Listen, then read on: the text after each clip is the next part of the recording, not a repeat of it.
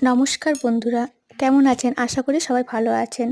আজকে নিয়ে এলাম মাংস পিঠে। মাংস পিঠে বানানোর জন্য প্রথমে একটা ছোট সাইজের বাঁধাকপি সেদ্ধ করে তাতে জল ঝরিয়ে তাতে চালের গুঁড়ো, স্বাদ মতো নুন, হলুদ, কাঁচা লঙ্কার বাটা, ছোট করে কেটে রাখা বোনলেস চিকেন, আদা রসুনের পেস্ট এক এক করে দিয়ে তারপর আর পরিমাণ মতো জল দিয়ে না একটা শক্ত না বিশাল পাতলা একটা ব্যাটার বানালাম।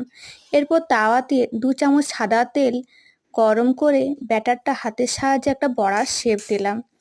এরপর মাঝারি আঁচে ঢাকা দিয়ে 10 মিনিটের মতো হতে দেব। এরপরে 2 দিক একইভাবে ভেজে নেব। আর ভাজা হয়ে গেলেই রেডি সুস্বাদু স্বাদের মাংস পিঠে। বাড়িতে একবার বানিয়ে দেখুন। আশা করি আপনাদেরও ভালো লাগবে। আমার ভিডিওটি যদি ভালো লেগে থাকে তাহলে অবশ্যই লাইক, কমেন্ট অ্যান্ড সাবস্ক্রাইব করে দেবেন। টাটা বন্ধুরা, গুড নাইট। আশা করি আমার ভিডিওটি আপনাদের ভালো লাগবে। একবার বাড়িতে বানিয়ে দেখুন, আপনাদেরও ভালো লাগবে।